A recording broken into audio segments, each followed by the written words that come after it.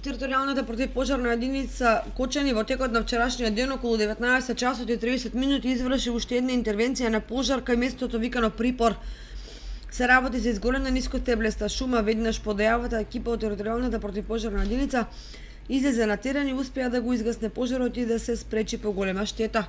Значи вчера во доцните попладневи часови во 19:45 територијалната противпожарна единица од Кочани доби повторно дојава за пожар во местноста викана Припор, каде што беше зафатена нискостеблеста шума и парнар на истиот е интервенирано од страна противпожарната единица од Кочани со 2 возила, 6 пожарникари, но и со вклучување на дел од населението кој што во непосредна близина на самиот пожар имаат свој викенд куќи.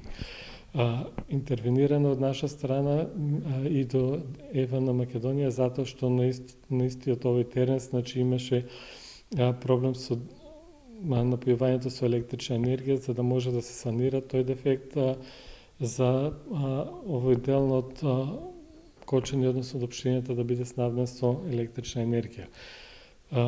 Интервенцијата на овој пожар од наша страна е завршена во 22 часот и 30 минути, пожарна е некаде површина до околу 1,5 хектар.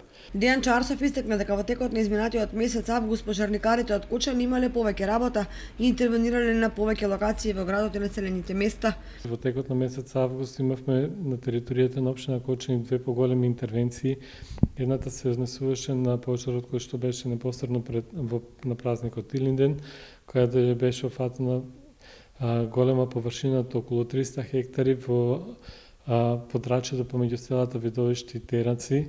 Значи имаше пожарено по голема површина под шума, пред се нискостеблеста, но исто така беше зафатен во горниот крај на самиот овој пожар имаше зафатено и дабова шума.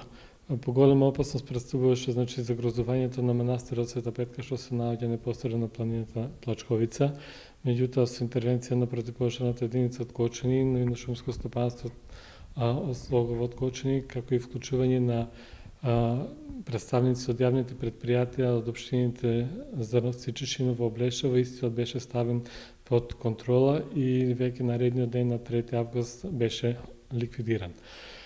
Потоа на 25 август на подрачјето на општина Кочани се појави исто така еден поголем пожар непосредно над фабриката за вода на територијата на градот Кочани, каде беше опожарна површина од околу 55 хектари. Поради брзината на ветерот кој што дуваше во тој период, истиот за кратко време се прошири значи на поголема површина. Но со интервенција на противпожарната единица од Кочани, каде беа вклучени 13 пожарникари со 4 возила, но исто така и околу 15 на вработени од шумско стопанство од Слогово од Кочани, за краток период истиот беше ставен под контрола, односно ликвидиран. Човекот е главниот предизвикувач на пожари, па затоа од територијалната противпожарна единица Кочани апелираа до граѓаните да внимаваат со палењето оган на отворено. Ова особено се однесува на земјоделците од Кочанскиот регион, се со цел да се намали бројот на пожари.